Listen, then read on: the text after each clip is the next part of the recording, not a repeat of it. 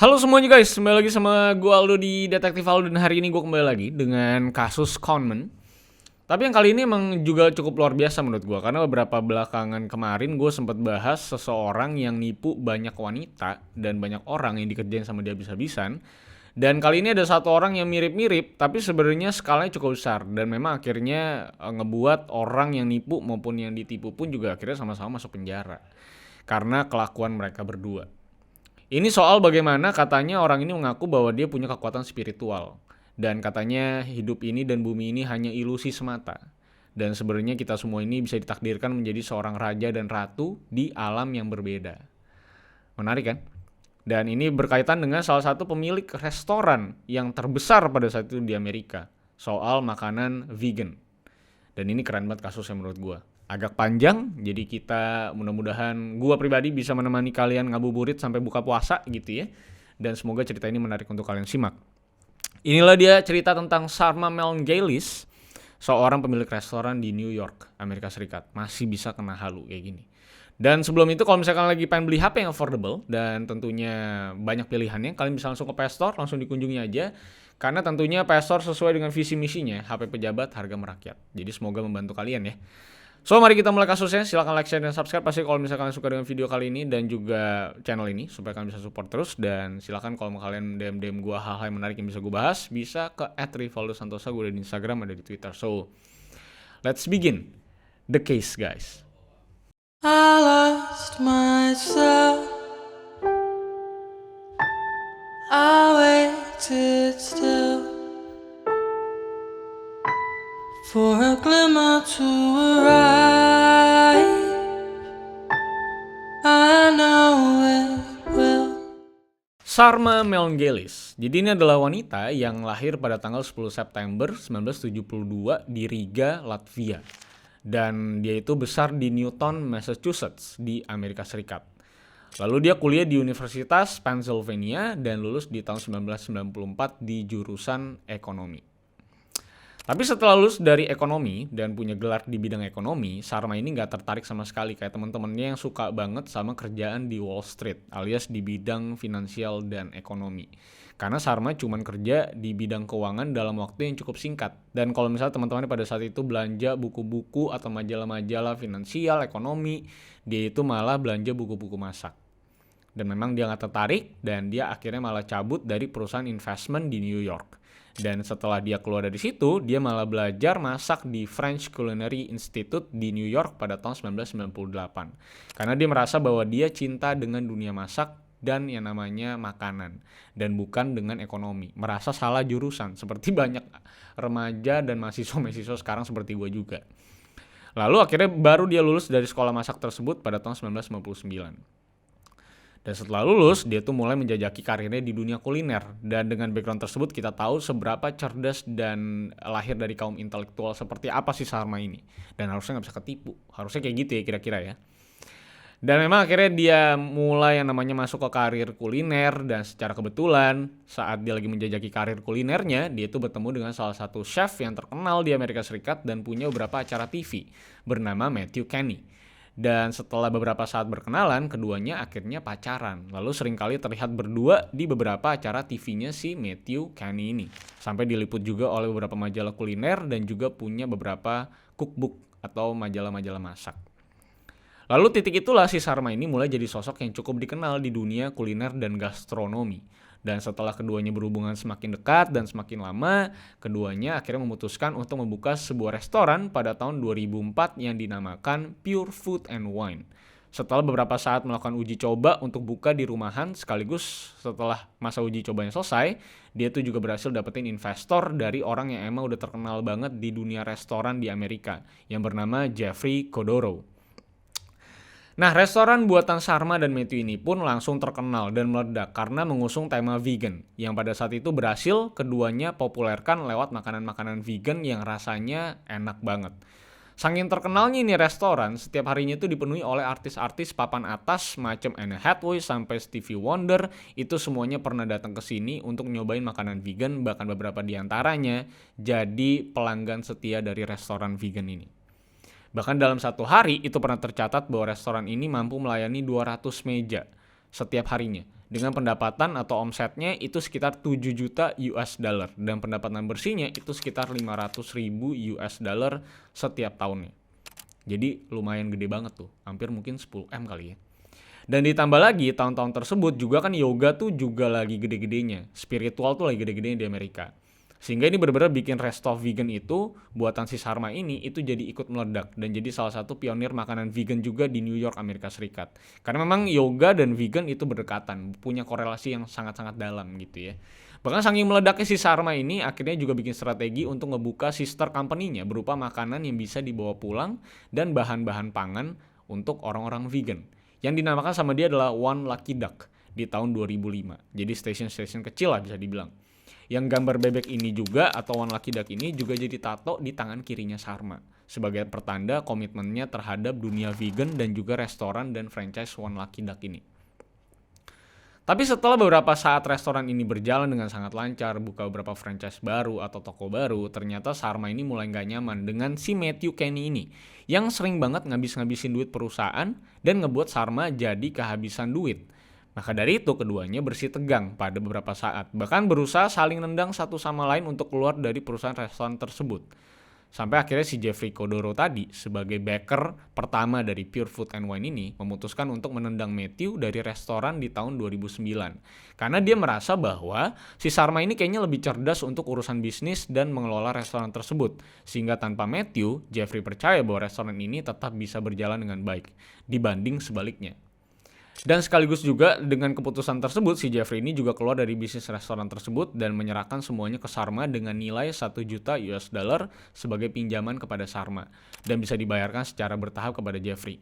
Dan juga meninggalkan hutang sekitar 500 ribu US dollar kepada Matthew sebagai salah satu pemilik sebelumnya. Jadi kayak di buyback lah sahamnya. Nah setelah aksi pecah kongsi tersebut dan hutang yang memang masih tersisa kepada Jeffrey dan juga si Matthew, Sharma tetap melanjutkan bisnisnya dengan cukup cemerlang dan restorannya itu tetap terkenal dan berjalan lebih sukses bahkan dibanding sebelumnya. Dan hidup pun berjalan dengan sangat-sangat normal bisa dibilang. Nah sampai pada satu waktu, seperti yang gue bilang bahwa ini restoran kan memang sering banget didatangi sama orang-orang terkenal ya. Nah si Sharma ini satu waktu ketemu sama aktor terkenal bernama Alec Baldwin yang datang ke restorannya. Yang ternyata si Alec Baldwin ini emang suka banget sama si Sharma. Yang kalau gue lihat secara fisik emang cantik banget menurut gue.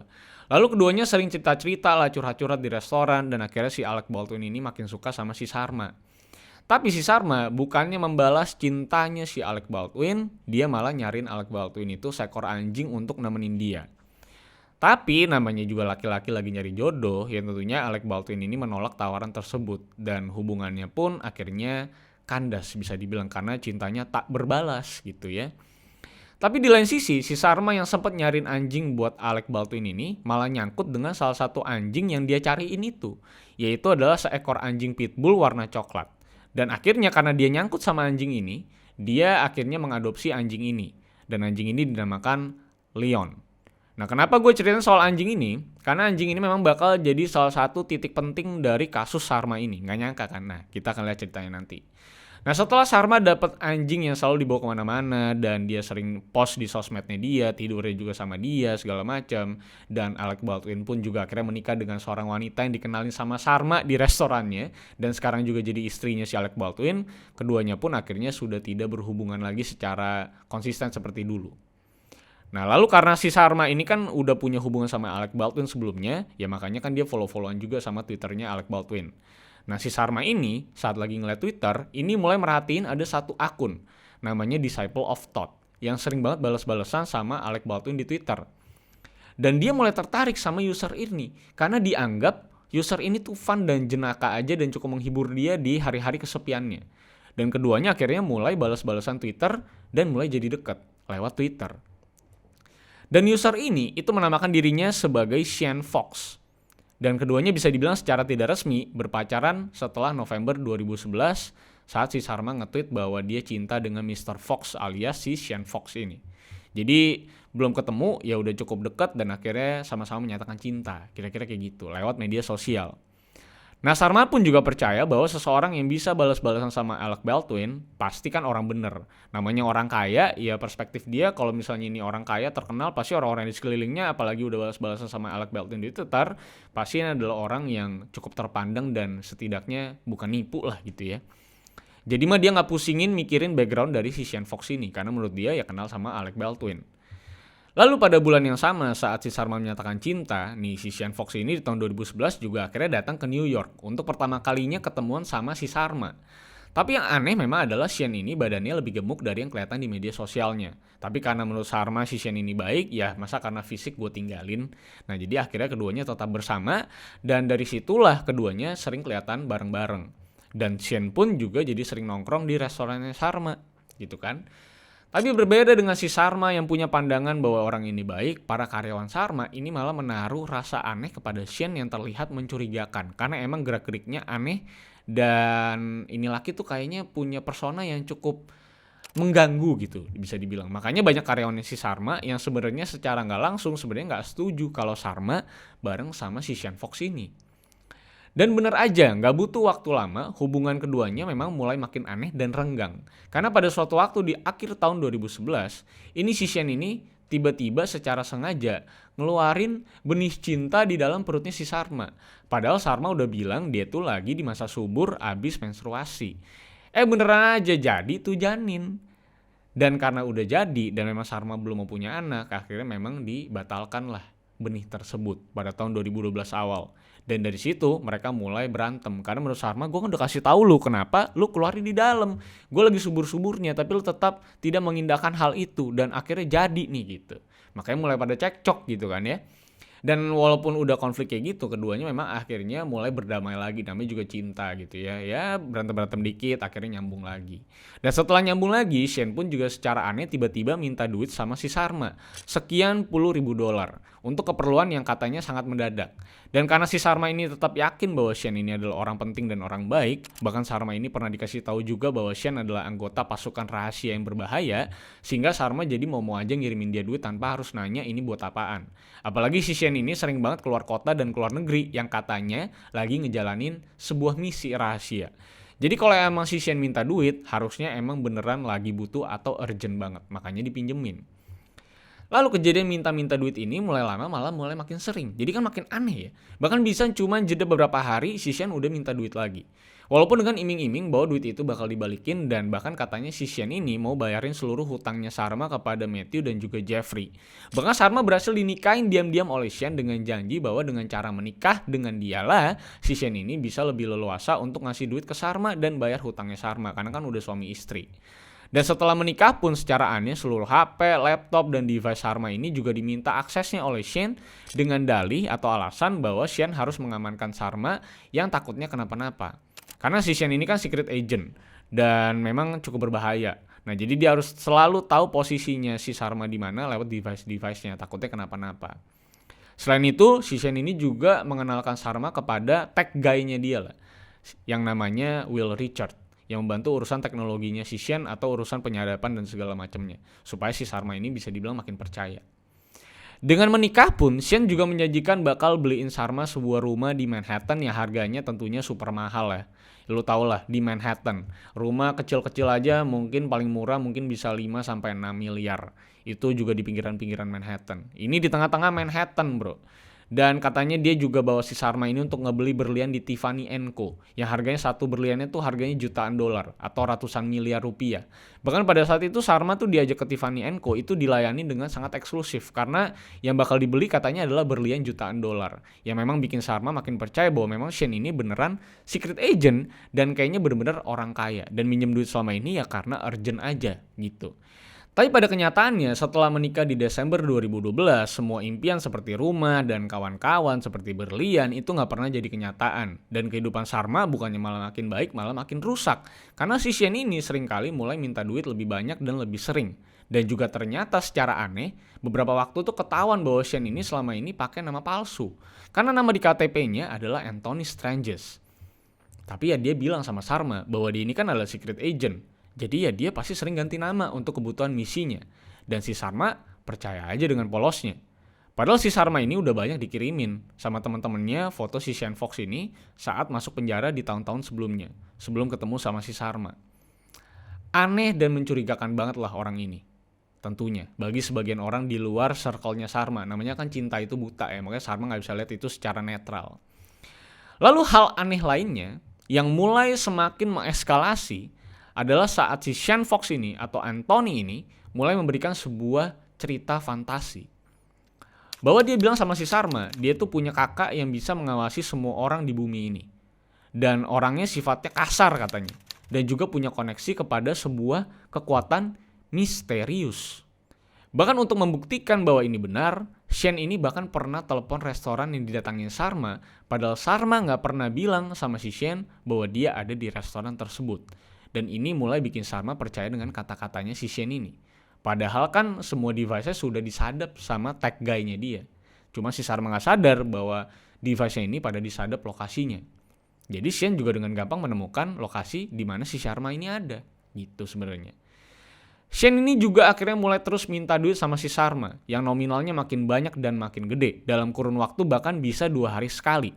Dan Shane mulai cuci otaknya Sharma dengan mengatakan bahwa hidup ini adalah sebuah ilusi. Dan bersama si Shane lah dia bisa mendapatkan kehidupan yang abadi. Dan Leon sebagai anjing kesayangannya Sharma katanya juga bisa hidup dengan abadi. Dan karena Sharma emang segitu sayangnya sama si Leon anjingnya, emang dia bener-bener sayang banget sama anjingnya ya. Makanya dia mulai percaya sama kata-kata Shane ini dengan fantasi bahwa Leon bisa tinggal sama dia seumur hidup. Jadi, transferan uang yang tiap kali Shane minta ini adalah bentuk uji coba keseriusan Sharma untuk hidup abadi bersama Leon. Dan duit yang ditransfer tersebut itu bakal ditaruh di sebuah tempat magis dan akan dikembalikan nanti saat waktunya tiba. Dan atau saat Sharma benar-benar lulus dari seluruh ujian ini.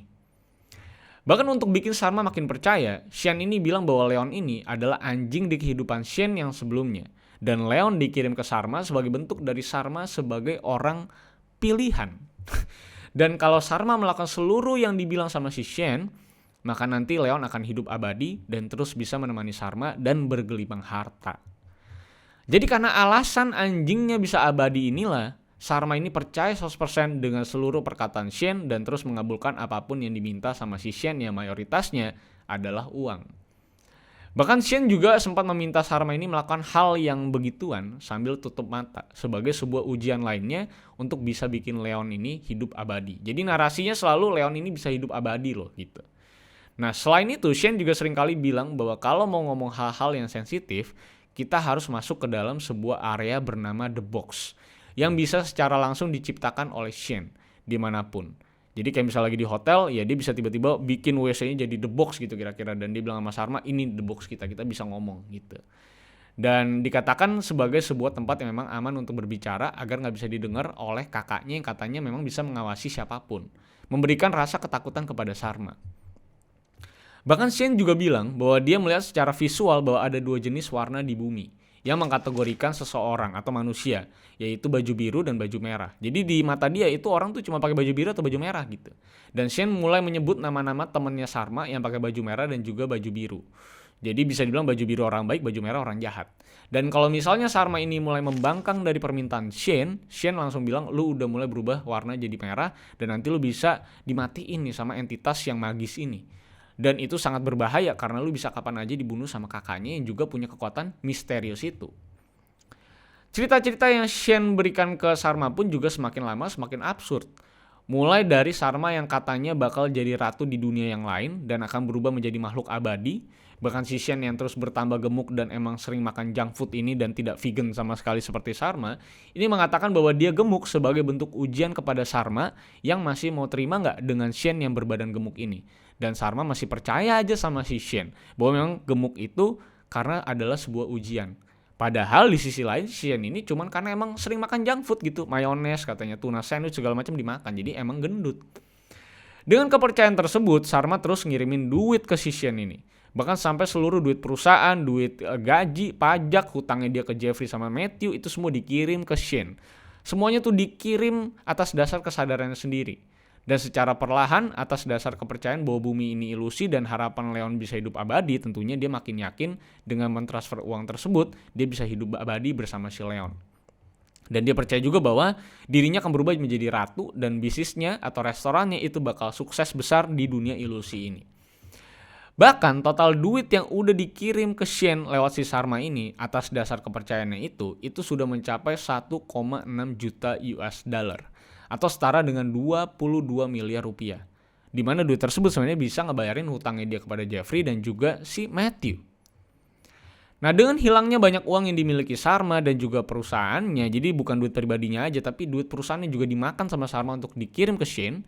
Sharma pun jadi mau nggak mau mulai jadi makin stres dan depresi karena kan nggak punya duit gitu ya. Walaupun ini hidup ilusi, tapi kan di kondisi sekarang ini dia nggak punya duit gitu. Jadi dia sama si Shane ini sering bertengkar karena duitnya nggak dibalik-balikin sama si Shane gitu dan ujiannya nggak kelar-kelar gitu.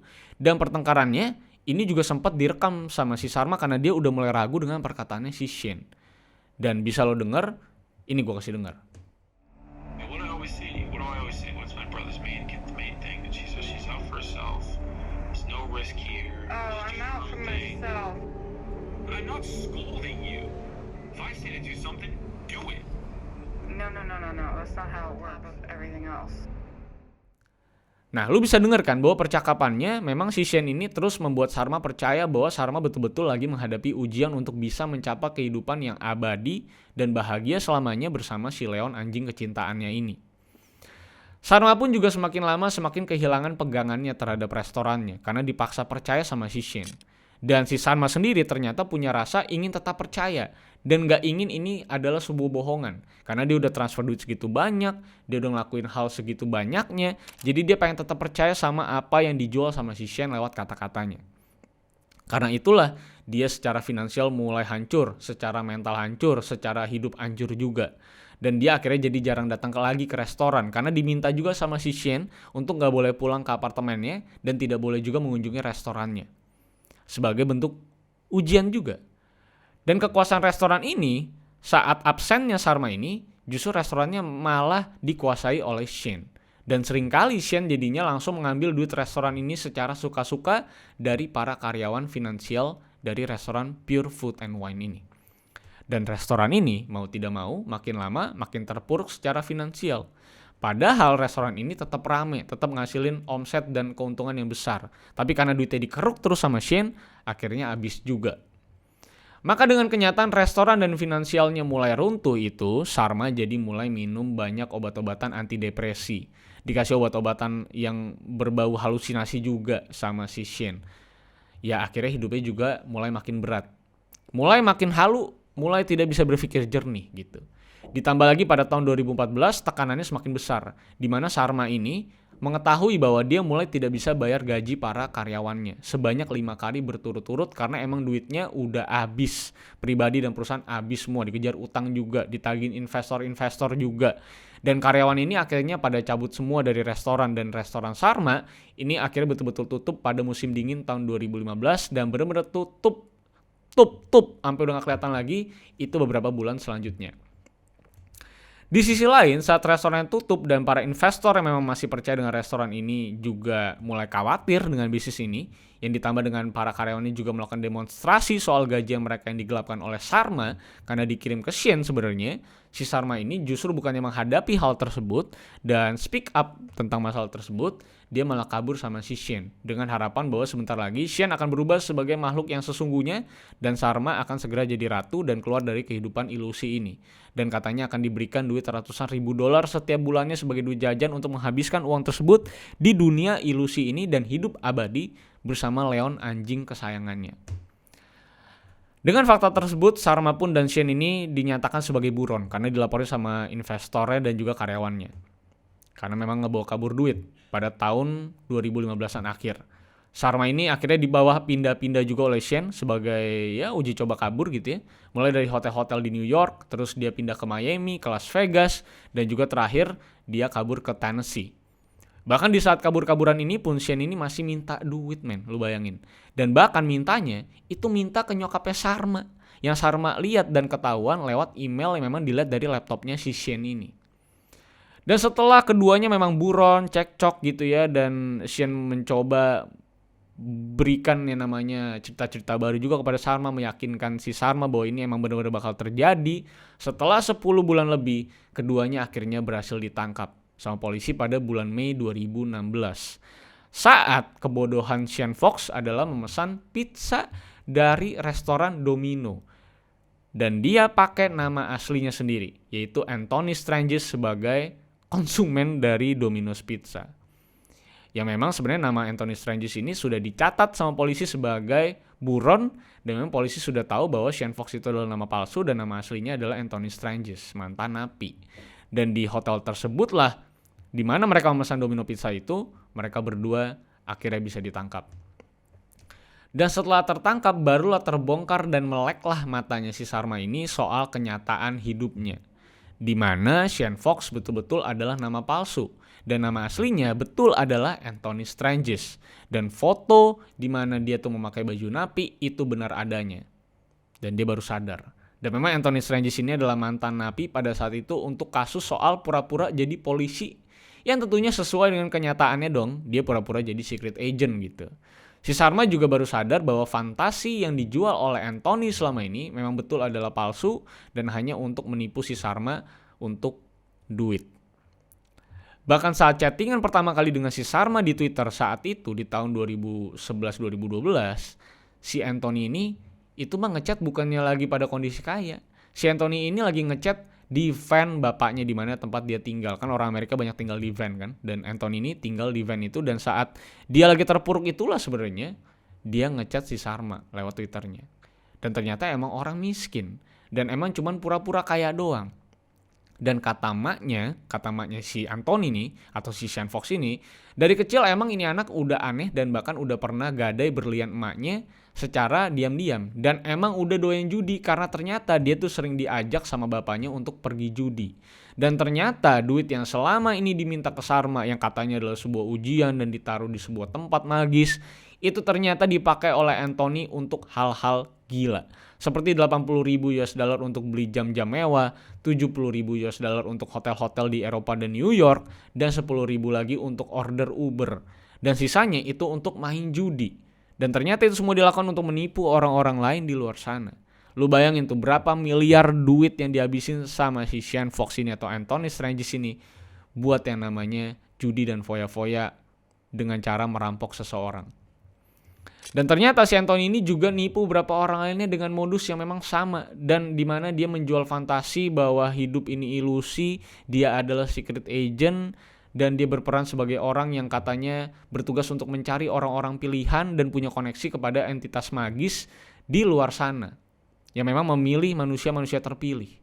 Dan memang si Anthony ini sudah merencanakan semuanya dengan sangat-sangat rapi. Mulai pura-pura bikin laptopnya itu dikunci dengan tampilan agensi rahasia CIA gitu ya. Terus rekaman-rekaman drone kayak lagi mantau pasukan dan sebagainya supaya bisa lebih meyakinkan bahwa dia betulan adalah secret agent, punya tech guy dan segala macam. Bagaimanapun memang walaupun kenyataannya bahwa Anthony Stranges ini menipu Sharma, tapi polisi mau tidak mau karena keduanya melakukan penggelapan uang, khususnya mencuri duit investor dan juga yang namanya pegawainya, mau nggak mau keduanya dinyatakan bersalah dan dituntut 15 tahun penjara karena penipuan kepada investor, lalu penggelapan pajak dan penipuan gaji kepada para karyawan. Dan si Sharma serta Anthony ini secara magis ya dibebaskan setelah 5 bulanan mendekam di penjara dan masa percobaan yang masih berlangsung selama 5 tahun. Dan niat baiknya Sharma sebenarnya sih bisa dibilang cukup diapresiasi sama teman-temannya dan mantan-mantan karyawannya, sebenarnya udah deket banget sama Sharma gitu ya. Karena memang Sharma sejujurnya adalah orang baik dan karyawannya tuh pada nyaman banget kerja sama Sharma karena Sharma sebaik itu. Dan memang Sharma melakukan hal baik di mana dia bisa dibilang memberikan uang yang dia dapat dari dokumenter buatan Netflix tentang dirinya dan kasusnya itu, semua uangnya itu akan digunakan untuk membayar seluruh gaji karyawannya yang sempat dia nggak bayar waktu itu. Keduanya sekarang sudah bercerai antara si Anthony Stranges dan juga si Sharma. Dan Sharma masih terlihat di beberapa podcast sebenarnya dan juga sosial medianya yang memang masih mencoba menata hidupnya kelihatannya. Dan memang di podcast-podcast itu dia ceritain soal kehidupannya bersama Sean Fox pada saat itu. Dan sekarang dia bisa dibilang sudah lepas juga dari seluruh fantasi yang masih nyangkut beberapa saat sekali di kepalanya si Sharma karena udah kayak brainwash gitu kan ya.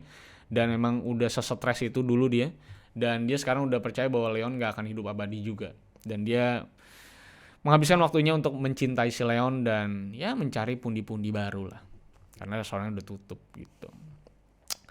So itu dia cerita tentang Sharma dan Anthony. Sebenarnya ini adalah sebuah bentuk scam yang kita sering lihat ya. Jadi gue betul-betul melihat beberapa cerita-cerita yang udah pernah gue bahas, model-modelnya juga tipe-tipenya mirip-mirip banget yang kayak gini. Tapi memang dengan dinamika yang berbeda-beda yang seru banget buat dibaca dan dilihat gitu. Bagaimana sebuah teknik yang luar biasa lahir dari seorang manusia sebenarnya nggak pernah belajar untuk menipu dan akhirnya mahir banget dengan menipu dan secara hebat bisa menipu kaum yang lebih intelektual daripada dia. Ini selalu menjadi sebuah bisa dibilang konstruksi yang menarik sekali gitu, dimana lu nggak lebih pintar dari dia tapi lu bisa menipu orang yang lebih pintar daripada lu. Dan itu terjadi bahkan sampai 1,6 juta US dollar ditransfer ke Anthony dengan iming-iming hidup ini ilusi. Gokil banget menurut gue. Tapi memang ada kaitannya bahwa Sharma ini dekat banget dengan vegan dan juga yoga yang memang secara industri itu sangat-sangat spiritual. Makanya Sharma percaya bahwa apa yang dikatakan Anthony ini relevan dengan apa yang dia percayai di dunia yoga dan vegannya ini ceritanya. Mencintai bumi dan segala macamnya. Dan dia percaya jadinya apakah mungkin memang betul-betul gue adalah orang pilihan untuk bisa hidup abadi di alam yang lain. Selalu menarik sih melihat orang-orang yang seperti ini ya. Tapi semoga kita bisa selalu berpikir secara jernih karena banyaknya ya wanita yang dibohongin sama laki-laki di banyak kasusnya karena cinta buta itu gitu. Jadi kalau misalnya lu lagi dalam kondisi cinta buta gitu ya, laki-laki atau pasangan Anda itu melakukan hal-hal aneh kepada Anda gitu ya, Anda harus mulai berespon gitu ya. Percayalah kepada diri Anda sendiri dan percayalah kepada saran-saran teman-teman Anda juga gitu ya yang peduli sama kalian semua. So semoga puasa lancar-lancar aja semua dan semoga teman ngabuburit kali ini kasusnya atau ceritanya menarik buat kalian untuk kalian dengerin dan semoga gak ketiduran dan semoga saat gue pakai kawat ini suara gue tidak terlalu mengganggu kalian dan semoga tetap bisa dinikmati. Sampai jumpa di video selanjutnya, jangan lupa like, share, dan subscribe kalau kalian suka dengan video kali ini. Follow gue di @rivaldosa untuk kalian bisa DM gue hal yang menarik di sana. So sampai jumpa di video selanjutnya karena masih banyak hal-hal yang menarik dan kasus-kasus menarik yang bisa kita bahas dan kita kupas di muka bumi ini. So see you on the next case, guys. I lost myself. I waited still for a glimmer to arise.